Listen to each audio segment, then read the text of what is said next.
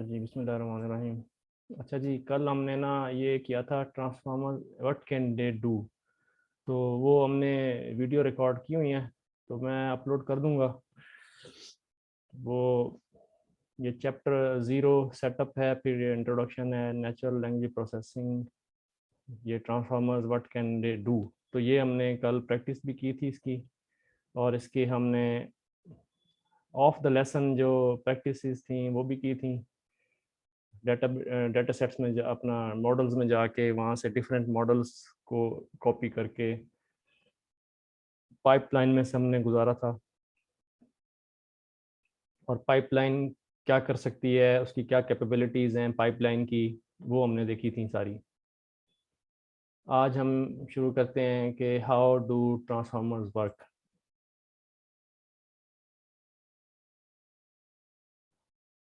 अब इसमें जो है थोड़ी हिस्ट्री वगैरह है ट्रांसफार्मर्स की।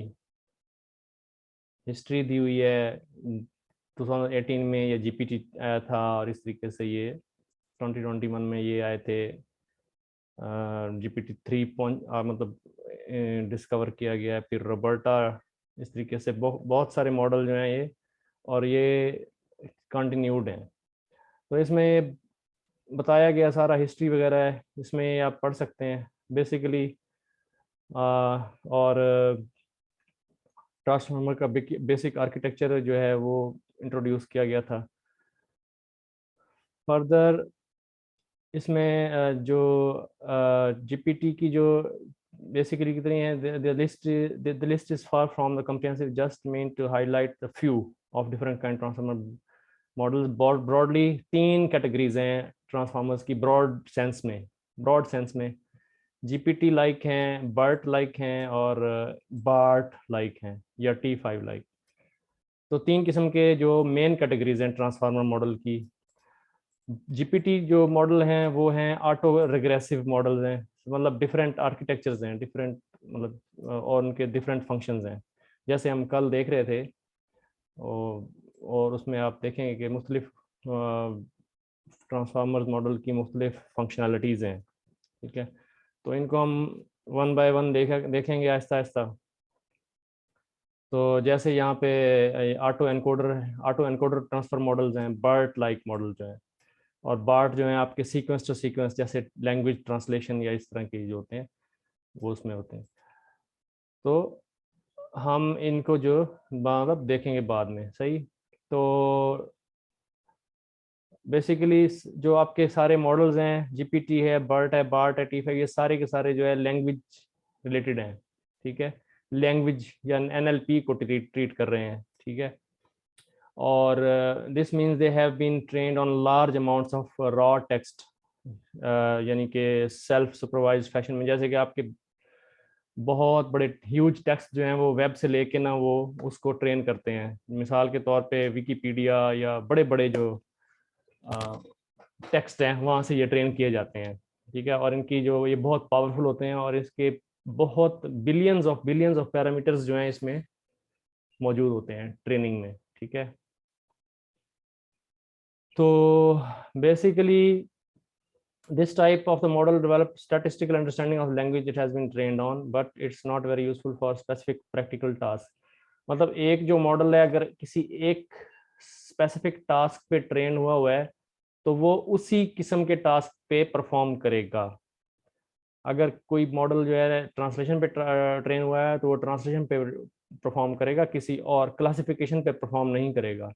ठीक है, इस तरीके से टॉपिक मॉडलिंग या नेम्ड एंटिटी रिकॉग्निशन जो हम कल देख रहे थे, तो वो अगर एक उस तरह के उस पर ट्रेन हुआ है तो क्लासिफिकेशन पे ट्रेन नहीं करेगा, वो परफॉर्म नहीं करेगा। ठीक है, तो इसमें जो है आपका एक ट्रांसफ़र लर्निंग का कॉन्सेप्ट था, हमने देखा Q3 के अंदर ट्रांसफ़र लर्निंग का कॉन्सेप्ट था। तो इसमें भी हमारे पास ट्रांसफ़र लर्निंग का कॉन्सेप्ट मौजूद है। इट मीन्स के ट्रांसफॉर्मर्स मॉडल जो हैं उनको भी आप फाइन ट्यून कर सकते हैं। अगर आपके पास एक पर्टिकुलर टास्क है जो पहले नहीं किया गया, तो आप क्या करते हैं, उस टास्क को लेके आप कोई मॉडल उठाते हैं जो उस तरह के किसी टास्क पे पहले ट्रेंड हुआ है, तो आप उसको फाइन ट्यून कर लेते हैं, ठीक है। और आपके पास वो डाटा जो है वो मौजूद होना चाहिए ऑलरेडी, जिसके लिए आप उसको फाइन ट्यून करने जा रहे हैं, ठीक है। तो उसके पास आपके पास ये ह्यूमन एनोटेटेड लेबल्ड डाटा होना, मौजूद होना ज़रूरी है कि आप उसको अपने टास्क, अपने पर्पज़ के लिए आप उसको यूज़ कर लें। अब इसमें मिसाल के तौर पे an example of task predicting the next word in the sentence having the n previous words, this is called causal language modelling. तो आपके जो है, अगर आप एक उसको दें, सेंटेंस दें या एक वर्ड दें, अगला वर्ड जो है उसने डिस्कवर करना हो, तो उसमें इसको कहते हैं कैजुअल लैंग्वेज मॉडलिंग, ठीक है। और अनदर एग्जांपल क्या है, मास्क्ड लैंग्वेज मॉडलिंग। अगर आप फिल इन द ब्लैंक्स करते हैं, ये हम सारी एग्जांपल्स कल देख चुके हैं इस चीज़ की, उसको हम रन करके देख चुके हैं पाइपलाइनिंग में। पाइपलाइन में आप इसको, मैं लेक्चर आज अपलोड कर दूंगा तो आप देख लेंगे।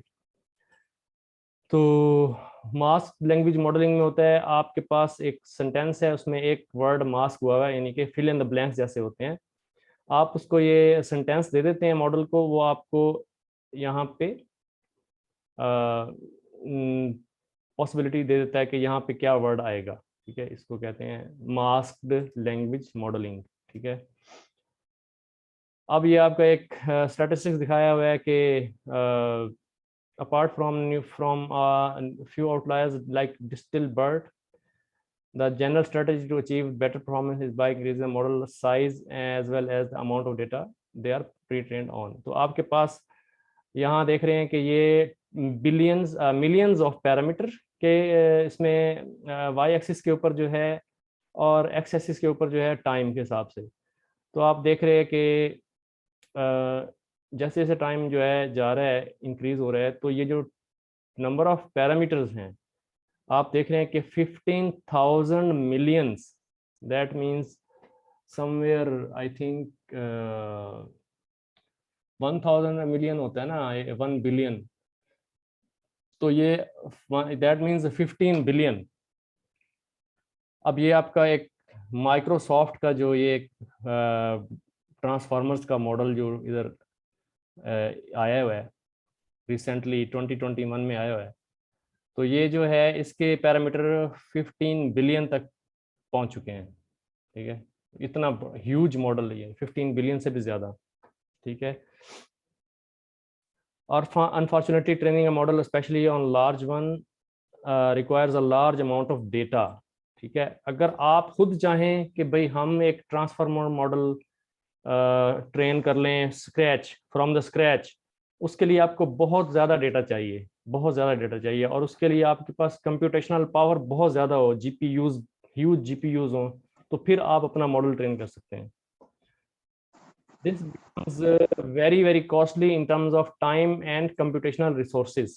अगर आप खुद का चाहें तो वो बहुत मुश्किल हो जाता है। It's even translates to environmental impact.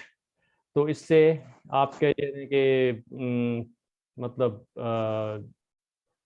जो है कार्बन डाइऑक्साइड या इस तरह की जो आपकी जो चीज़ें हैं ये बढ़ती हैं, क्योंकि जितना ज़्यादा सीपीयू जीपीयू ये इस तरह की जो इलेक्ट्रॉनिक्स यूज़ होगी, तो उससे बहुत ज़्यादा कार्बन फुटप्रिंट बढ़ता है, तो कार्बन एमिशन जो है आपका बढ़ता है। तो अगर आप देखें, यहाँ पे देखें, ये जो डिफरेंट किस्म के इन्होंने वो दिए हुए हैं स्केल के जी, मशीन लर्निंग ट्रेनिंग, ठीक है, एमएल ट्रेनिंग, और बिग डेटा और बिग साइंस वर्कशॉप, और इस तरह की जो ये ओवरऑल आपके मॉडल ट्रेनिंग में जो कार्बन एमिशन है वो कितनी हो रही है, वो आपकी जो डेटा साइंस में, मशीन लर्निंग में, डीप लर्निंग में, इस तरह से ये आप देख रहे हैं कि 75,200 किलोग्राम कार्बन एमिशन हो रही है, ठीक है। तो ये जो है बहुत ह्यूज हो जाता है, ठीक है। तो इसलिए ये जो है बहुत कॉस्टली है और एनवायरनमेंट के लिए बहुत ज़्यादा इम्पेक्ट करता है, इस तरह के जो अगर ह्यूज मॉडल ट्रेन करने हो, ठीक है। तो ये बताते हैं कि ये वीडियो में दिखाते हैं कि भी कितनी कार्बन इमिशन हो रही है, मतलब मॉडल ट्रेन करने में इस तरह के मॉडल्स वगैरह। तो आप अगर आप खुद का मॉडल ट्रेन करना चाहें तो वो एक बहुत ही एक कॉस्टली है, ठीक है, आपके इन्वायरमेंट के लिए और आपके खुद एनर्जी वगैरह और ये चीज़ें और आपके रिसोर्सेज बहुत ह्यूज कॉस्ट है, ठीक है। तो ये चीज़ें इसमें डिस्कस की गई हैं, ठीक है। और ट्रांसफ़र लर्निंग क्या होती है ये हमने पहले पढ़ा है, Q3 में पढ़ा हुआ है कि ट्रांसफ़र लर्निंग जो है आपका एक प्री ट्रेंड मॉडल होता है, ठीक है। और प्री ट्रेंड मॉडल होता है, उसको आप उसके पैरामीटर्स की जो स्ट्रेंथ है उनको आप उसके ऊपर अपने फाइन ट्यून कर लेते हैं। इसको आप ट्रांसफ़र लर्निंग कहते हैं। तो आप हम इसको नहीं पढ़ेंगे इस जगह पे।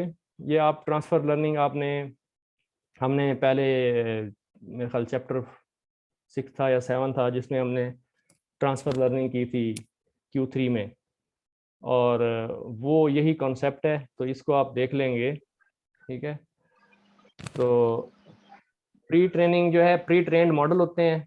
प्री ट्रेंड मॉडल को जो है pre training is a act of training a model from scratch.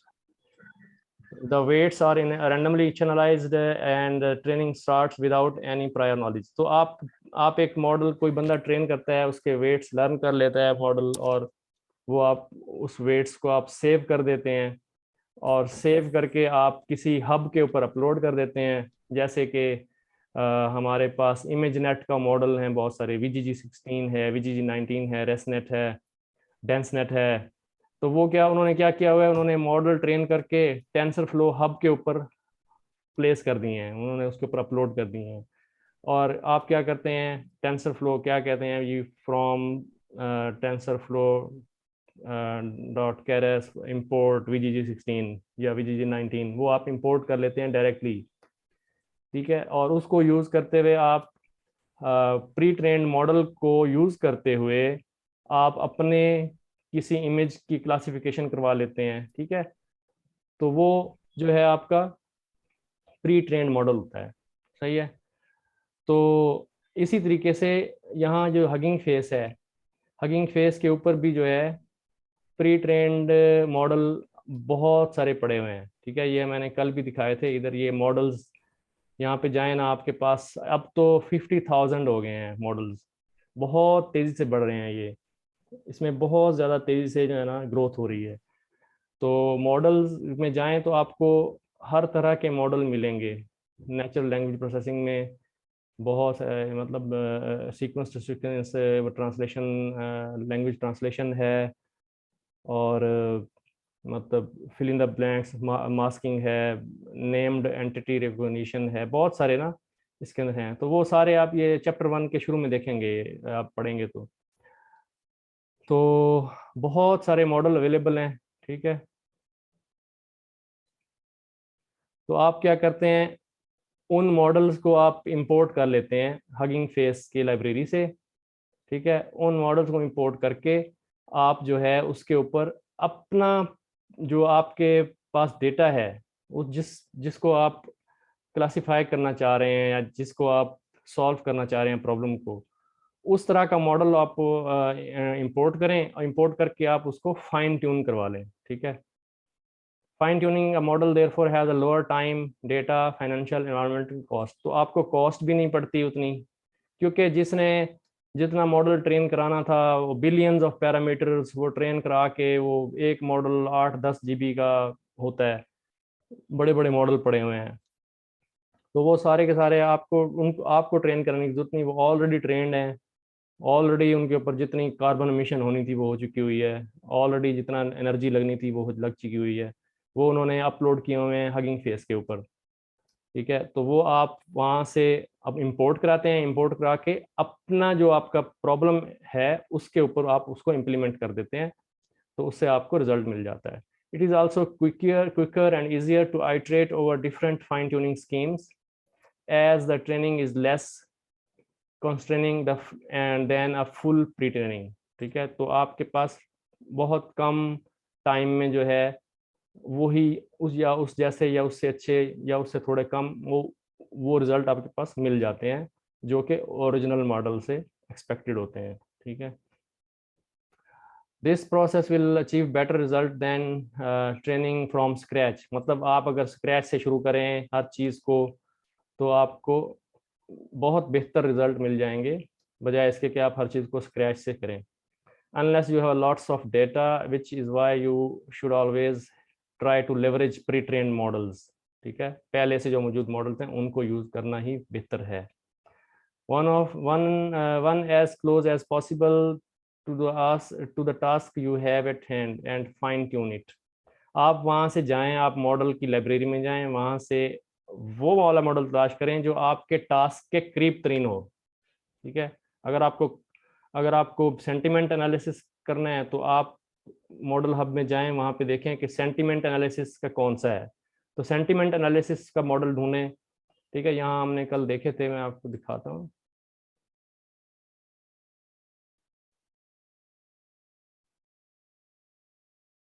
ये आप मॉडल्स में जाएं, यहाँ अब यहाँ देखें कि ये टास्क के हिसाब से, लाइब्रेरीज के हिसाब से, डेटा सेट्स के हिसाब से, लैंग्वेजेस के हिसाब से, और मतलब मुख्तलिफ सर्च पैरामीटर्स हैं। तो यहाँ पे इमेज क्लासिफिकेशन भी है, ट्रांसलेशन है, इमेज सेगमेंटेशन, फिलिंग मास्क है, ऑटोमेटिक स्पीच रिकॉग्निशन है, token classification, sentence similarity find करनी है, या ऑडियो क्लासिफिकेशन है, या क्वेश्चन आंसरिंग है, टास्क समराइजेशन है। टास्क समराइजेशन मतलब टास्क की समरी, अपने बुक की समरी निकालनी हो। ठीक है, और न्यू टेक्स्ट जनरेशन है, जीरो शॉर्ट क्लासिफिकेशन। ये बहुत सारी चीज़ें हैं जो बहुत सारे सिनेरियोज को कवर करती है। आपका आपका टास्क जो है इन्हीं बहुत सारी कैटेगरीज में से कोई एक टास्क होगा। ठीक है, वो आप यहाँ आएंगे, आप यहाँ क्लिक करेंगे, मिसाल के तौर पे आपको टेक्स्ट टू टेक्स्ट जनरेशन चाहिए, आप यहाँ आएंगे, आपके पास अब ये टेक्स्ट टू टेक्स्ट जनरेशन के सारे मॉडल आ गए इधर। ठीक है, अब यहाँ आपके पास 4447 मॉडल पड़े हुए हैं जो कि आपको ये इस टास्क को सेटिस्फाई करते हैं। ठीक है, इसी तरीके से अगर आप ट्रांसलेशन के ऊपर आना चाहें तो ट्रांसलेशन को जब आप करेंगे तो आपके पास 1591 मॉडल ऐसे पड़े हैं जो ट्रांसलेशन के ऊपर ट्रेंड हुए हैं ऑलरेडी। ठीक है, तो और वहाँ पे लिखा, आप उसमें जाएंगे, आप इसको क्लिक करेंगे, इसमें पता आपको फिर डिटेल बताएगा कि ये मॉडल किसके ऊपर काम करता है। अब मैं इसके अंदर जा रहा हूँ, अब यहाँ देखेंगे कि ये इसका जो है ZHO to ENG, मतलब मेरे ख्याल में चाइनीज़ टू इंग्लिश है। जैसे source group, source language Chinese है और टारगेट लैंग्वेज इंग्लिश है। तो आपका ये चाइनीज़ टू इंग्लिश ट्रांसलेशन का एक मॉडल अवेलेबल ऑलरेडी है। आप क्या करेंगे, इसको उठाएंगे, इसको अपने टास्क पे लगा के इसको डायरेक्ट आप यहाँ इंग्लिश फीड करेंगे, आपको इंग्लिश चाइनीज़ मिल जाएगी। जैसे मिसाल के तौर पे इन्होंने यहाँ पे एक API डाला हुआ है टेस्टिंग के लिए इधर। ठीक है, होस्टेड API। अब होस्टेड API में यहाँ पे लिखा है ये पे, इसमें इसको आप डायरेक्टली यहाँ पे ट्रांसलेट कर सकते हैं। अब ये जो इन्फ्रेंस है ये किसी वहाँ से नहीं आ रही, मतलब उधर से नहीं आ रही, आपके गूगल ट्रांसलेटर से या कहीं से। ये आपके डायरेक्टली जो है इस मॉडल के अंदर से इसने इनको आपको इन्फर करके दिया है। My name is Wolfgang and I live in Berlin. तो ये इसकी ट्रांसलेशन आपको डायरेक्टली यहाँ से उसने आपको दिखा दी। तो दैट मीन्स ये model ready to use available हैं। आपने सिर्फ अगर आपने अपना काम इस पर चलाना है तो आप इसको फाइन ट्यून भी कर सकते हैं। ठीक है, वरना आपने आप वैसे यूज़ करना है तो आप इसको लोड करें और इसको जो है आप इसके API को यूज़ करें, इसकी पाइपलाइन होती है, पाइपलाइन को यूज़ करें और आप इससे इन्फ्रेंस ले सकते हैं। ठीक है, हम्म,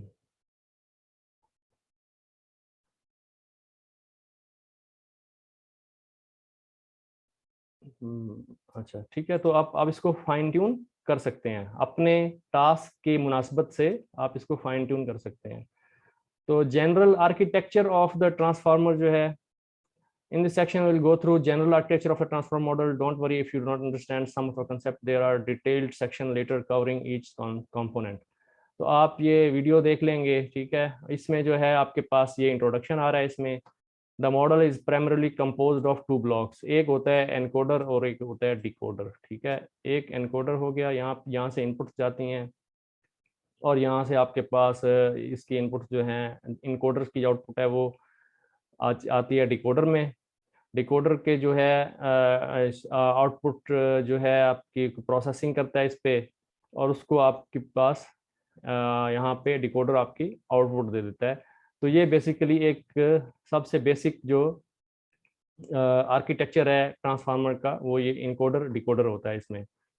तो the encoder receives N input and builds representation of its features. तो आपके जो इनपुट्स जो आ रही हैं यहाँ पे, एनकोडर उसको प्रोसेस करता है और वहाँ से उसकी जो है फीचर्स को एक्सट्रैक्ट करता है, ठीक है। इनपुट्स के फीचर्स को एक्सट्रैक्ट करता है, ठीक है। This means that the model is optimised to acquire understanding from the input, यानी कि मीनिंगफुल जो फीचर्स हैं वो उनको एक्सट्रैक्ट कर लेता है इनकोडर। इनकोडर फिर उसको उसकी आउटपुट को जो है वो इनपुट बन जाती है डिकोडर की, और डिकोडर फिर जो है क्या करता है, decoder uses the encoders representation feature, जो फीचर इसने निकाले हैं उनको जो है दूसरी इनपुट्स के साथ मिला के ये आपका एक सीक्वेंस जनरेट करता है, टारगेट सीक्वेंस, ठीक है। This means that the model is optimised for generating the outputs. Each of these parts can be used independently depending on the task, ठीक है। अब हमारे पास फर्दर इसमें एनकोडर और डिकोडर मॉडल के अंदर फर्दर जो है एनकोडर ओनली मॉडल हो गए जिसमें सिर्फ और सिर्फ एनकोडर काम करेगा, या डिकोडर ओनली मॉडल्स हैं, या फिर एनकोडर डिकोडर मॉडल्स, या सीक्वेंस टू सीक्वेंस मॉडल। तो एनकोडर ओनली मॉडल क्या करते हैं, good for task that require understanding of the input such as sequence classification, यानी कि जो क्लासिफिकेशन टास्क हैं, ठीक है। जैसे कि आपका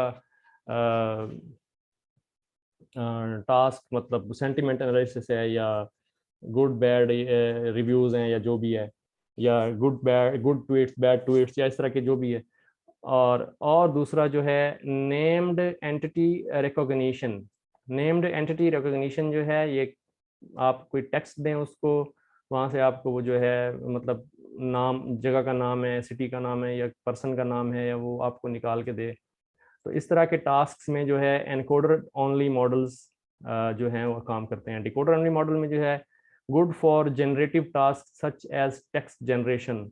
अगर आप उसको एक लाइन जो है वो दे दें टेक्स्ट की, या एक दो चार लफ्ज़ लिखते हैं, आप उसको इनपुट करें और वो आपको एक पूरा पैराग्राफ लिख दे उसके बारे में।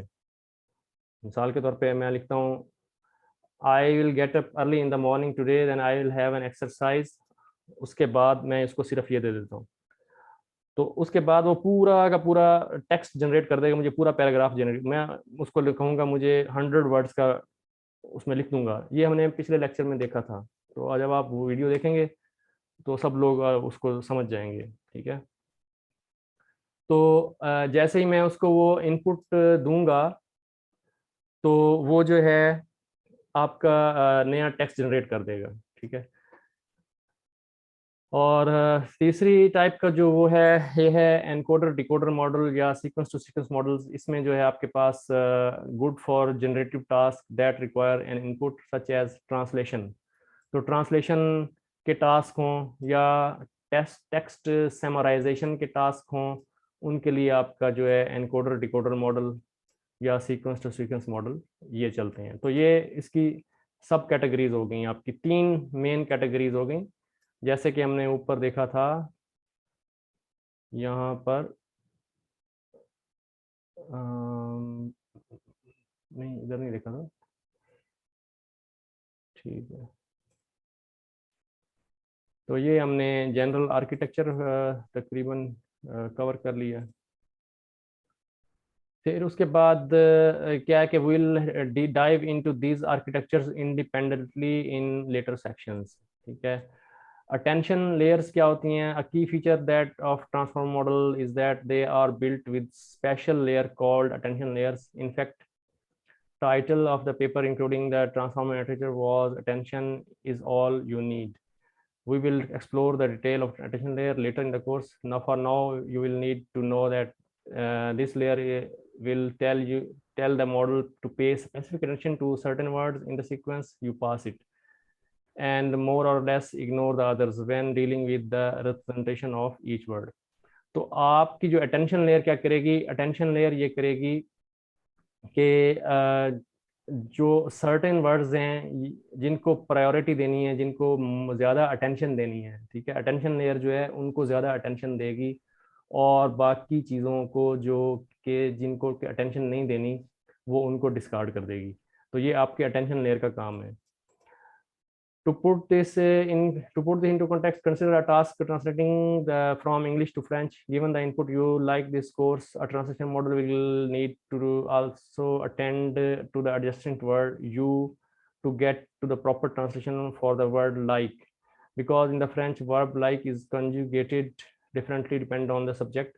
The rest of the sentence, however, is not useful for the translation of that word. In the same way, when translating this, the model will also need to pay attention to the word course, because this translates directly depending on whether the associated noun is masculine or feminine.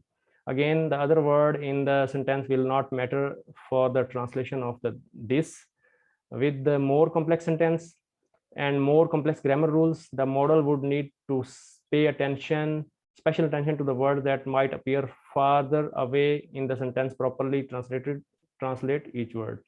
The same concept applies to any task associated with the natural language. A word by itself, it has meaning, but that meaning is deeply affected by the context, which can be any word, any other word or words before or after the word being studied.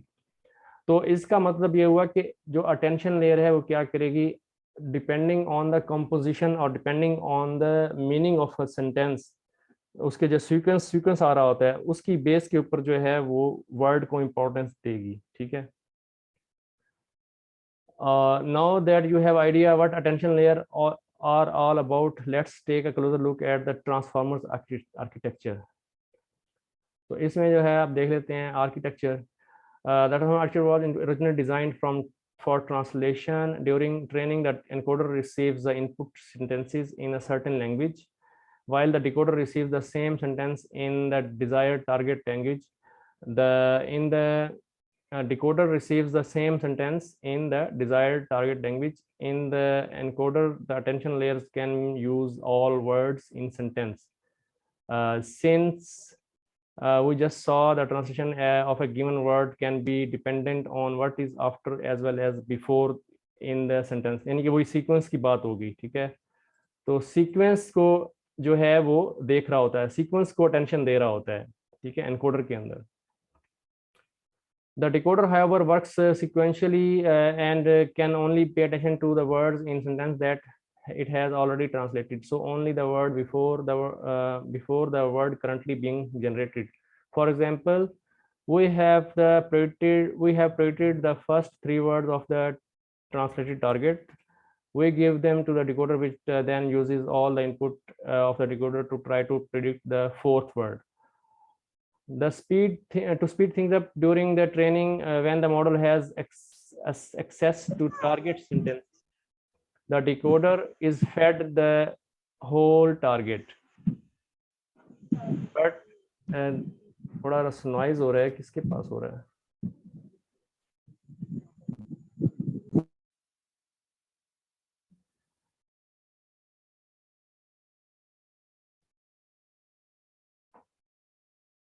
अच्छा. The decoder is fed with the whole target, but it is not allowed to use future words if it had access to the word at position 2 when trying to predict the word at position 2. The problem would not be very hard. For instance, when trying to predict the fourth word, the attention layer will only have access to the word in the position 1 to 3. The original transformer architecture looked like this with the encoder and on the left and decoder on the right. तो ये basically theoretical part जरा इसको study कर लें, क्योंकि ये थोड़ा सा आपको हमें सोचना पड़ेगा कि कितना ज़्यादा क्या है. लेकिन ये है कि ऑन द जनरल जो है आप इसको देख लें कि यहाँ से आपके पास ये एनकोडर है, यहाँ से आपके पास इनपुट्स आ रही हैं. तो उसमें जो है यहाँ अटेंशन जो है या अटेंशन लेयर जो है आपकी वर्क कर रही है.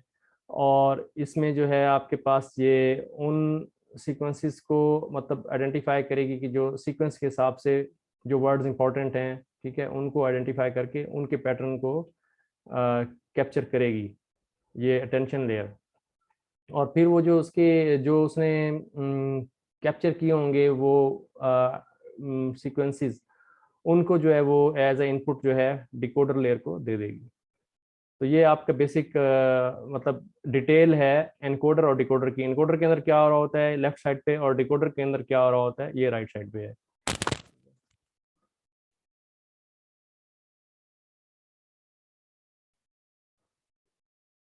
So note that the first attention layer is decoded in a decoder block pays attention to all past inputs to the decoder। ठीक है, अटेंशन लेयर की बात कर रहा है वो कि जो यहाँ पे डिकोडर के अंदर एनकोडर के अंदर जो आपके पास आ रही हैं इनपुट्स आ रही हैं डिकोडर के अंदर, तो उसके जो इनपुट्स आ रही हैं attention decoder blocks pays attention to all past inputs to the decoder, but the second attention layer uses the in output of the encoder। तो आपके पास ये जो है एक अटेंशन लेयर इसकी यहाँ है, ठीक है, और यहाँ पे जो है आपका एक मल्टी हेड अटेंशन है। तो वो आपकी जो इनपुट आ रही है इधर से आपके एनकोडर से वहाँ यहाँ पे फॉल कर रही हैं, यहाँ पे इंजेक्ट हो रही हैं, और उसके साथ ये अपनी जो इसकी self attention mask multi head attention है इसकी आउटपुट्स को मैच करके फिर इसके साथ उसके रिजल्ट निकालता है। ठीक है, तो बेसिकली थ्योरी के ऊपर इतना ज़्यादा जो है हम नहीं करेंगे। हम जब आगे प्रैक्टिकल में जाएंगे और इन मॉडल्स को रन करेंगे फाइन ट्यून करेंगे तो उस वक्त हम ज़्यादा उस वक्त समझ आएगी। अभी ये थ्योरी है, तो थ्योरी को जो है यूँ समझ लें कि इतना इसको हजम करना जो है डाइजेस्ट करना इतना आसान नहीं है। सही है, बस इसको जल्दी से पढ़ लेते हैं और आगे चलते हैं। It can thus access the whole input sentence to best predict the current word. This is very useful as different languages can have grammatical rule that put the words in different orders. For some context provided later in the sentence may be helpful to determine the best translation of a given word. The attention mask can also be used in the encoder decoder to prevent the model from paying attention to some special words. For instance, the special padding words used to make all the inputs the same length when batching together the sentences। यहाँ पे आपके जो attention mask आ रहा है ये एक particular हमारे पास एक अरे होती है। जब हम इसको इनपुट करते हैं मॉडल के अंदर अपने इनपुट्स को, तो हाँ हम टोकनाइज करते हैं जब डाटा को, तो उसके साथ एक अटेंशन मास्क दिया जाता है। ठीक है, टोकनाइजर जो है हमें एक सीक्वेंस एक देता है, वो अटेंशन मास्क होता है जिसमें हम अपने मॉडल को बता देते हैं कि कौन सा वर्ड जो है इम्पोर्टेंट है और कौन सा वर्ड जो है वो इम्पोर्टेंट नहीं है। तो ये हमें टोकनाइजर जो है हमें बना के देता है। तो हम जब इसके ऊपर काम करेंगे आगे जाके तो हम फाइन ट्यूनिंग करेंगे और डाटा को प्रिपेयर करेंगे, तो हम ये देखेंगे कि हम ये कैसे अटेंशन मास्क को उसमें इंक्लूड करते हैं। ठीक है, और ये चीज़ हो गई। उसके बाद architecture versus checkpoint. As we dive into the transformer in this course, so you will see mentions of architectures and checkpoints as well as models। अब हमारे पास ये चीज़ें क्या हैं, हमारे पास आर्किटेक्चर है, चेक पॉइंट है और मॉडल है। तो ये है क्या? This is the skeleton of the model, the definition of each layer and each operation that happens with in the model. आपके मॉडल में कितनी लेयर हैं, कितने अटेंशन हेड्स हैं, कितने आपके पास उसमें नंबर ऑफ हिडन यूनिट्स हैं, उसके ऊपर कौन कौन सा वो लगा हुआ है, रेलू लगा हुआ है, गेलू लगा हुआ है, सॉफ्ट मैक्स लगा हुआ है, क्या लगा हुआ है, कितने डेंस लेयर है, कितने, मतलब ये सारे जो है आपके मॉडल आर्किटेक्चर में आती हैं चीज़ें। आपके चेक पॉइंट्स कहते हैं these are the weights that will be loaded in the given architecture. आपका जब आर्किटेक्चर डिफाइन हो गया और आपके वेट्स इनिशलाइज हो गए, ठीक है, या आपने मॉडल को ट्रेन कर लिया और आपके वेट्स जो हैं ट्रेंड हो गए, तो उसको आप चेक पॉइंट्स कहते हैं। यानी कि आपके मॉडल, एक दफ़ा आपके मॉडल डिफाइन हो गया, ठीक है, उस मॉडल में कितनी लेयर हैं, उसके अंदर कितने पैरामीटर हैं, मतलब एवरीथिंग। जैसे मॉडल डॉट समरी करते हैं, तो मॉडल डॉट समरी में आपको ये चीज़ें पता चल जाती हैं कि उस इसके अंदर क्या क्या चीज़ें मौजूद हैं। लेकिन जब आपको इनिशियलाइज करते हैं या आप उसको ट्रेन करते हैं तो आपके मॉडल के अंदर जो है वेट्स जो है आते हैं, तो उसको चेक पॉइंट्स कहते हैं, ठीक है। और मॉडल क्या, this is an umbrella term that is imprecise as architecture or checkpoint, it can be mean both. This course will specify architecture of checkpoint when it matters to reduce the ambiguity. तो आपके पास model जो है इन दोनों का एक combination हो गया कि मॉडल हम उसको कह रहे हैं कि आर्किटेक्चर बना हुआ है और उसके अंदर उसके वेट्स लोड हुए हैं, ट्रेंड हुए हैं, तो उसको हम मॉडल कह देते हैं, ठीक है। For example BERT is an architecture, while BERT base case a set of weights trained by the Google team for the first release of BERT is a checkpoint। तो BERT जो है एक जेनेरिक नेम है कि BERT model एक architecture model है, यानी कि उसका आर्किटेक्चर है, उसमें जैसे मॉडल डॉट समरी होती है, तो आपके BERT जो है एक जेनेरिक मॉडल है। लेकिन जब उसको गूगल ने ट्रेन कर लिया एक डाटा सेट के ऊपर, ठीक है, एक पर्टिकुलर डाटा सेट को लेके उन्होंने उसको BERT मॉडल को ट्रेन करवा लिया, तो वो जो एक लोडेड मॉडल है जिसके अंदर उसके वेट्स लोड हुए हैं सारे के सारे, तो वो जो है उसको वो कहता है कि उसका नाम उन्होंने रख दिया BERT बेस केस्ड, ठीक है। बेसिकली है वही, ठीक है वही, लेकिन ये जो है एक लोडेड मॉडल है, उसके अंदर वेट्स उसके ट्रेंड शुदा पड़े हुए हैं, ठीक है। तो how ever one can say the BERT model and the BERT base केस्ड model, तो आप इसको दोनों को सेम कह सकते हैं। BERT और BERT बेस केस्ड एक ही चीज़ है, ठीक है। फर्क सिर्फ वही है कि BERT जो है सिंपल एक आर्किटेक्चर का नाम है, लेकिन BERT बेस केस जो है वो उसमें बकायदा उसके वेट्स और लर्नड पैरामीटर्स सारे के सारे मौजूद हैं, ठीक है। तो ये हो गया। उसके बाद हम आगे चलते हैं एनकोडर मॉडल की तरफ। ये तो थी थ्योरी सी, तो इसमें सारा बोरिंग वगैरह है थ्योरी वगैरह के अंदर। तो मेरा ख्याल में इस आज हमारा कितना